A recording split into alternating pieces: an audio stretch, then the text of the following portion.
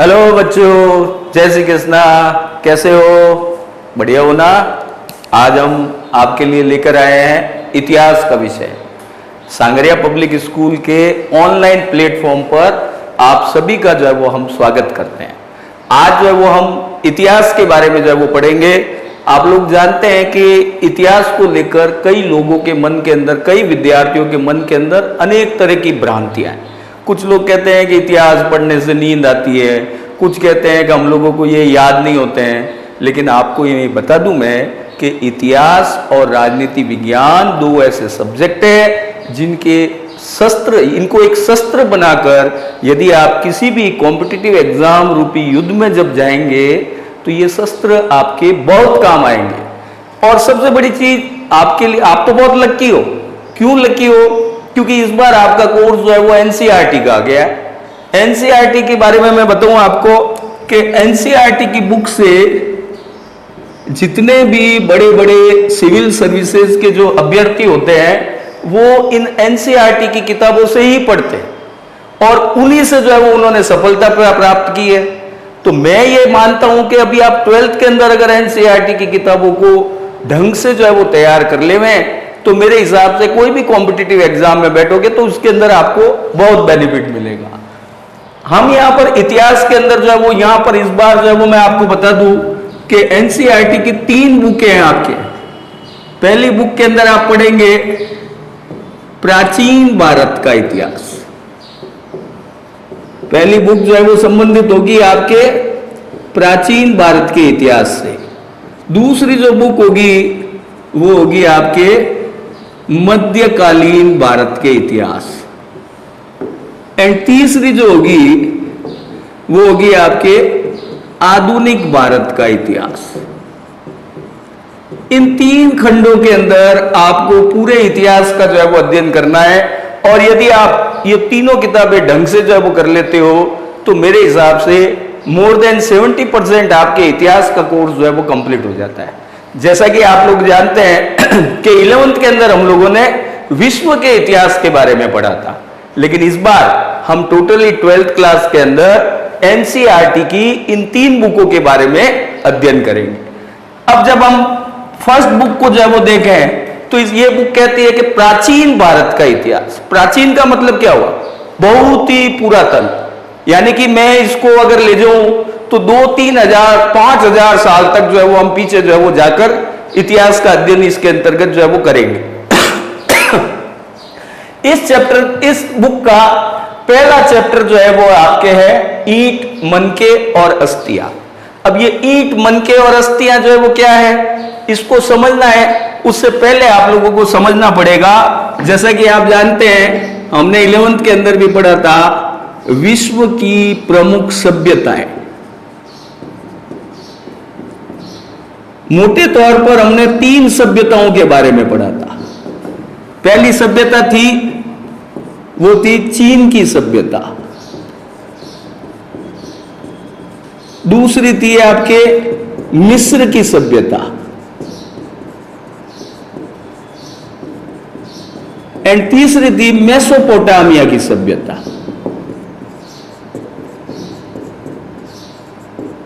इन तीनों सभ्यताओं के बारे में आप लोगों ने 11th के अंदर पढ़ा था।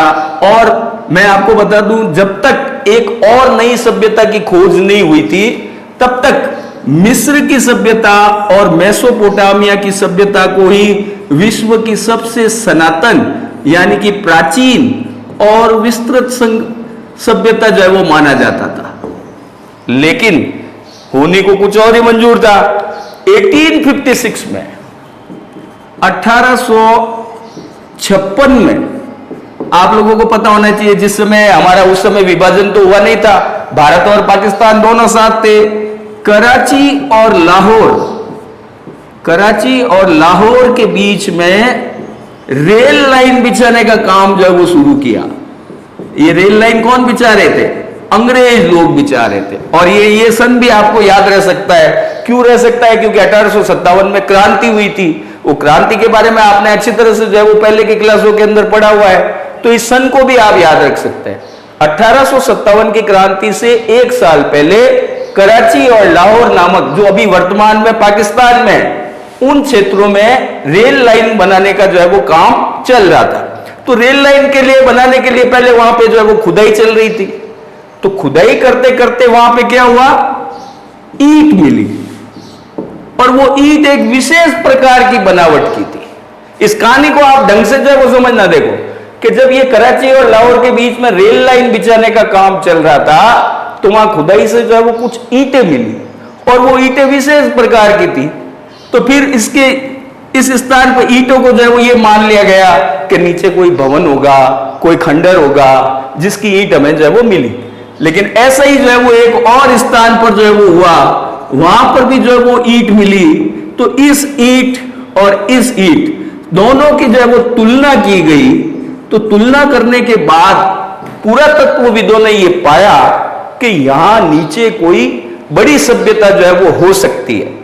तो ऐसे में 1920 में हमारे यहां पर पुरातात्विक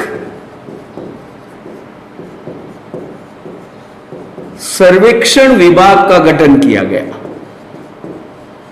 ये एक पुरातात्विक विभाग है जिसको हम ASI कहते हैं, और इस ASI का नाम आपने राम मंदिर की खुदाई के अंदर भी जो है वो सुना होगा।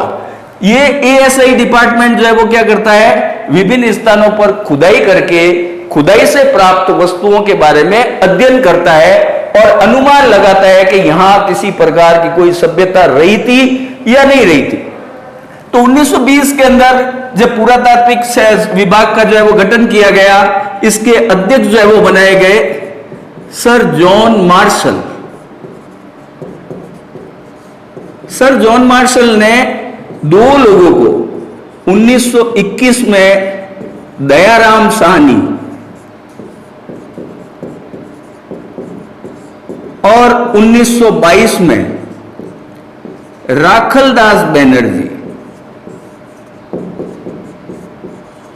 इन दो पुरातत्वविदों के नेतृत्व में, दयाराम साहनी के नेतृत्व में तो हड़प्पा नामक स्थान पर जो है वो खुदाई की गई, और राखलदास बनर्जी ने मोहनजोदड़ो नामक स्थान पर खुदाई करवाई। और यहां से प्राप्त ईंट, मनके और जो अस्थियां मिली, इन अस्थियों के आधार पर यह अनुमान लगाया गया कि यहां इन क्षेत्रों के अंदर एक जो है वो कोई सभ्यता दबी हुई है। तो इस रेल लाइन की कहानी से हम लोगों को इस सभ्यता के बारे में पता चला। और 1924 में मार्शल ने, जो कि ASI के हेड थे, इन्होंने दुनिया के सामने जो है वो ये घोषणा करके ये लोगों को चौंका दिया कि एक सभ्यता और भी है जिसका नाम है सिंधु घाटी सभ्यता।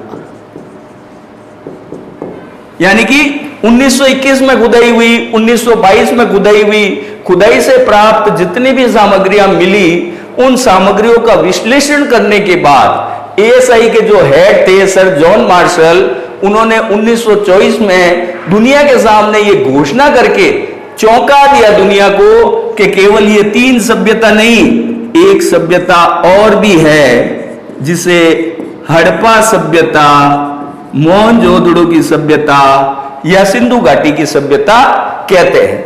अब प्रश्न यह है कि इस सभ्यता का नामकरण कैसे हुआ। ये जो अवशेष जो है वो हड़प्पा, मोहनजोदड़ो, इन स्थानों से जो है वो प्राप्त हुए, इनका नामकरण कैसे हुआ। तो एक सवाल जो है वो पूछा जा सकता है आपके कि सिंधु घाटी सभ्यता का नामकरण जो है वो कैसे हुआ, इसका नाम जो है वो कैसे पड़ा। तो इसको तीन नामों से जो है वो जाना जाता है। एक इसको कहते हैं हड़प्पा सभ्यता। क्यों? क्योंकि सर्वाधिक अवशेष या सर्वाधिक पुरातात्विक विषय वस्तुएं जो थी, सर्वाधिक पूरा वस्तुओं का मतलब क्या होता है, खुदाई से प्राप्त जितनी भी वस्तुएं मिली, उन वस्तुओं को जो है वो पूरा वस्तुएं जो है वो कहते हैं। और ये सर्वाधिक पूरा वस्तुएं जो है वो किस स्थान से मिली, हड़प्पा से। तो हड़प्पा से मिलने के कारण इस सभ्यता का नामकरण जो है वो हड़प्पा सभ्यता जो है वो हो गया। कुछ अवशेष मोहनजोदड़ो नामक स्थान से मिले, जो वर्तमान पाकिस्तान में है। उस समय भारत और पाकिस्तान का विभाजन नहीं हुआ था, लेकिन अब जब वो विभाजन हो गया तो वर्तमान पाकिस्तान के अंदर ये मोहनजोदड़ो नामक स्थान है, जिसका हिंदी में अर्थ होता है मुर्दों का टीला। यानी कि एक ऐसी सभ्यता जो जिसके नीचे जो है लोग दब गए थे, सभ्यता उथल पुथल हुए होंगे, जिस कारण से एक बड़ी सभ्यता गर्त के अंदर जो है वो चली गई और वो एक टीला बन गया, जिसे मोहनजोदड़ो या मुर्दों का टीला जो है वो कहा जाता है। यहां से भी इसके जो है वो अधिक अवशेष प्राप्त हुए थे, जिस कारण से इस सभ्यता को मोहनजोदड़ो की सभ्यता भी कहते हैं। अब यहां पर एक चीज और समझनी है, मान लेते हैं ये हमारा भारत है, ये पाकिस्तान है और यहां पर जो है वो अफगानिस्तान है।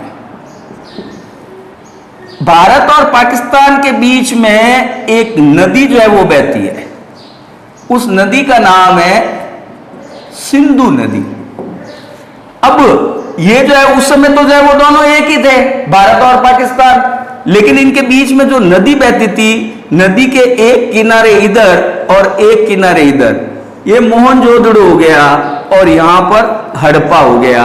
यहां से अवशेष और यहां से, यानी कि इस नदी के दोनों तटों से इस सभ्यता के जो है वो अनेक अवशेष प्राप्त हुए, जिस कारण से इस सभ्यता को सिंधु घाटी या सिंधु सरस्वती सभ्यता के नाम से भी जाना जाता है। यानी कि ये हमें पता चल गया कि अब आपको कंफ्यूज नहीं होना है, हड़प्पा सभ्यता को, मोहनजोदड़ो की सभ्यता को या सिंधु घाटी सभ्यता को, जिसको इंग्लिश में हम कहते हैं Indus civilization, Indus civilization, Indus valley civilization, यानी कि इसको सिंधु सरस्वती, सिंधु घाटी सभ्यता, मोहनजोदड़ो की सभ्यता या हड़प्पा की सभ्यता, सबका मतलब एक ही है। बस आपको ये याद ये रखना है कि हड़प्पा नामक स्थान पर खुदाई दयाराम साहनी ने की थी और मोहनजोदड़ो नामक स्थान पर खुदाई का कार्य राकलदास बनर्जी के द्वारा किया गया था। अब ये तो हमारे पास ये हो गया कि इस सभ्यता का जो है नामकरण कैसे हुआ। एक प्रश्न और है जिसके ऊपर विचार करना हम लोगों के लिए जो है वो जरूरी है, और वो है सिंधु सभ्यता का विस्तार या क्षेत्रफल, यानी कि यह सभ्यता का जो है वो विस्तार कहां कहां तक था, और इसकी आकृति अगर हम देखें, आकृति कैसी थी, तो सबसे पहले हमें यह समझना है कि अफगानिस्तान, पाकिस्तान, इंडिया, भारत, यानी कि इसका विस्तार 3 देशों तक था। ये 3 देशों तक विस्तृत थी। 3 देश कौन से? अफगानिस्तान, पाकिस्तान और भारत। अब यहां पर जो है वो एक चीज और समझनी है हमको कि अफगानिस्तान और पाकिस्तान से ज्यादा अवशेष जो है वो इस सभ्यता के भारत के अंदर जो है वो मिले हैं, जिससे हम ये कह सकते हैं कि ये एक पूरी तरह से भारतीय सभ्यता थी। पाकिस्तान तो बाद में जो है वो विभाजित हुआ। अब अगर हम इसकी आकृति को अगर हम देखें तो इसकी आकृति त्रिकोणीय है। त्रिकोणीय कैसे कि मैं यहां पॉइंट जो है वो बना रहा हूं, A point, B point, C point and D point.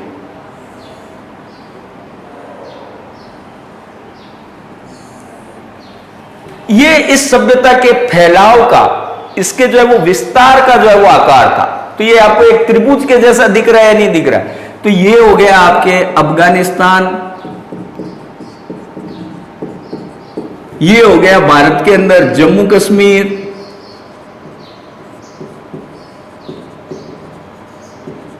ये हो गया आपके उत्तर प्रदेश, और ये हो गया आपके महाराष्ट्र। यदि आप नक्शे के अंदर देखें तो जम्मू कश्मीर के नीचे पंजाब आता है पंजाब के नीचे राजस्थान आता है,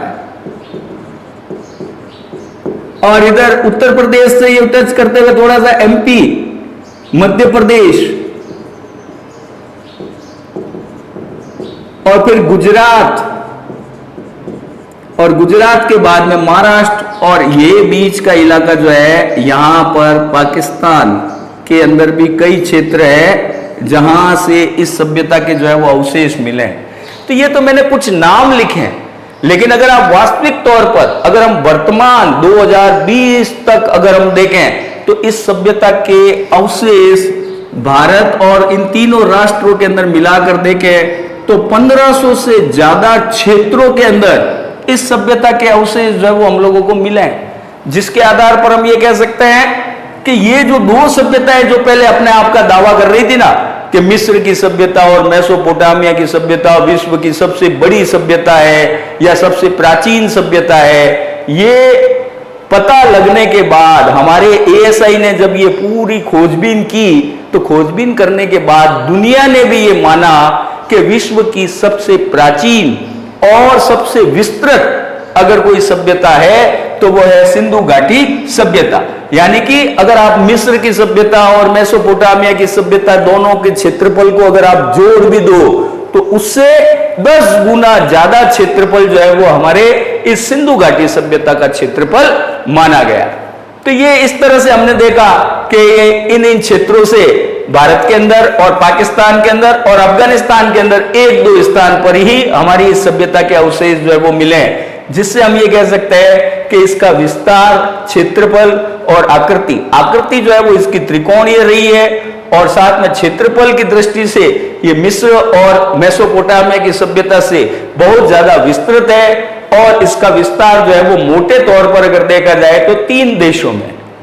मेरे हिसाब से ये आप लोगों को एग्जाम के अंदर जो है इस तरह से जो है वो पूछा जा सकता है। अब जो है वो ये समझना है कि इस सभ्यता का कालक्रम जो है वो क्या है, ये सभ्यता कितनी प्राचीन है। प्राचीन का मतलब पुरानी। अगर हम इस सभ्यता को देखें तो सभ्यता का कालक्रम, इस सभ्यता का कालक्रम जो है वो कैसा है। अब कालक्रम को जो है वो समझने के लिए हम लोगों को ये देखना होगा कि यानी कि ये सभ्यता जो है वो कितनी प्राचीन है। कुछ लोग ये मानते हैं कि ये 5000 वर्ष पुरानी है, यानी कि ये सभ्यता जो है वो 5000 वर्ष पुरानी है। कुछ मानते हैं कि ये 8000 वर्ष पुरानी है। कोई कहता है 2500 ईसा पूर्व से ये 2250 ईसा पूर्व तक की प्राचीन सभ्यता है। अब ये जो भ्रांतियां है ये कैसे है, लेखकों की किताबों से है। अलग अलग लेखकों ने इस सभ्यता के कालक्रम को अलग अलग तरह से जो है वो परिभाषित किया है, लेकिन अब हम यहां पर ये देखना है कि हमारे लिए कौन सी डेट जो है वो सही है।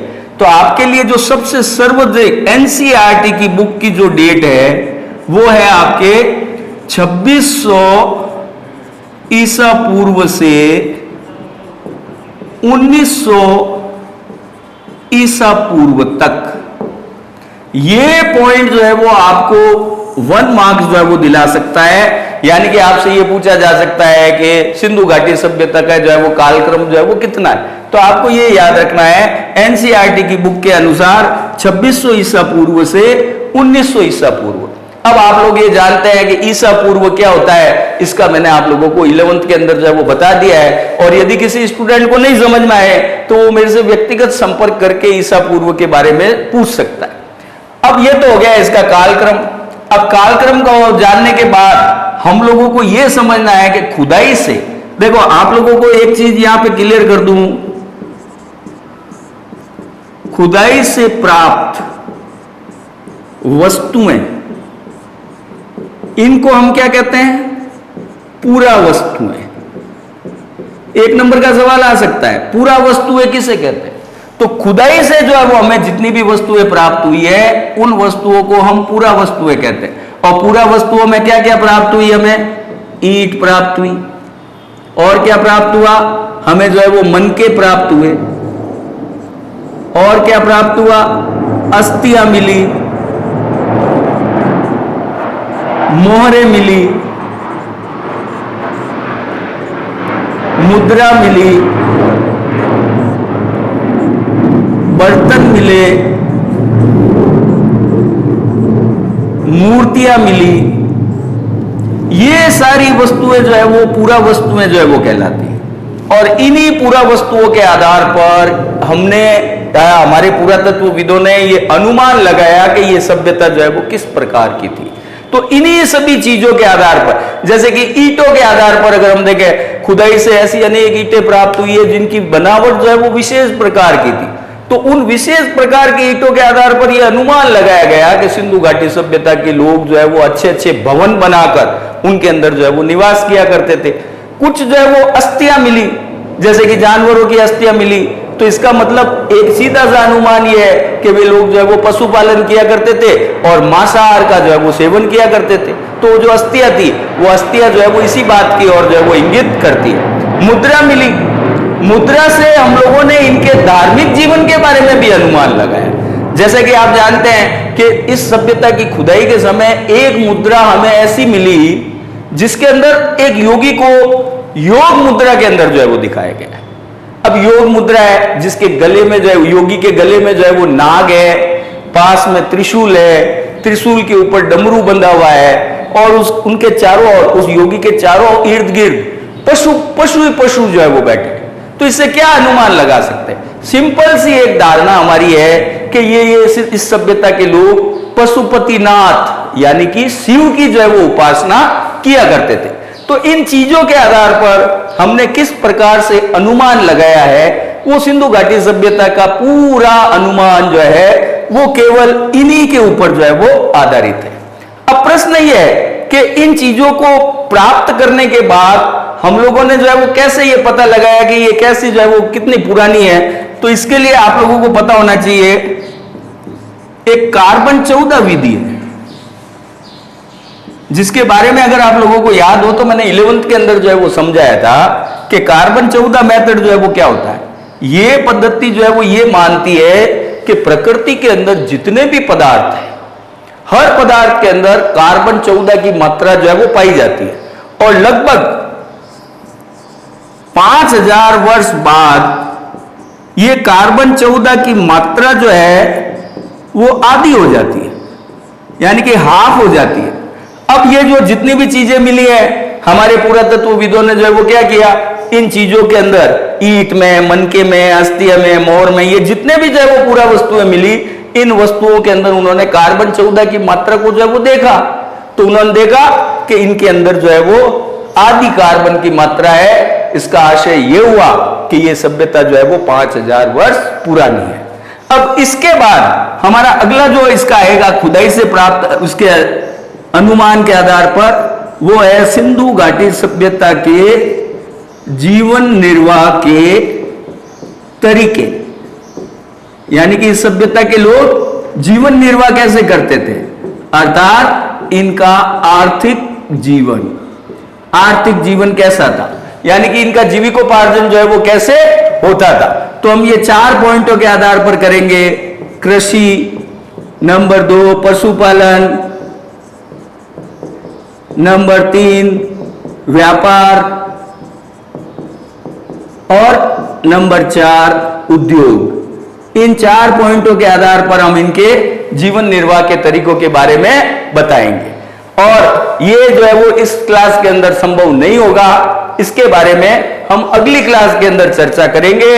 बाकी इसके अंदर आपको अभी तक जो है वो मैंने जो पढ़ाया है, इसके अंदर ये याद रखना है कि सिंधु घाटी सभ्यता की खोज कैसे हुई, तो वो रेलवे वाली कहानी जो है वो याद रखो, फिर इसका नामकरण कैसे हुआ, फिर इसका कालक्रम कैसा है, फिर इस सभ्यता का विस्तार, क्षेत्रफल और आकृति कैसी है। मेरे हिसाब से अभी आप लोगों को इस वीडियो के अंतर्गत केवल इन्हीं बातों के ऊपर जो है वो ध्यान केंद्रित करना है। और अगर इससे संबंधित कोई क्वेश्चन हो तो आप मेरे से व्यक्तिगत संपर्क करके पूछ सकते हैं। बस आज आपको इतना ही मैटर जो है वो दिमाग में रखना है। अगली क्लास के अंदर हम इस टॉपिक के ऊपर चर्चा करेंगे।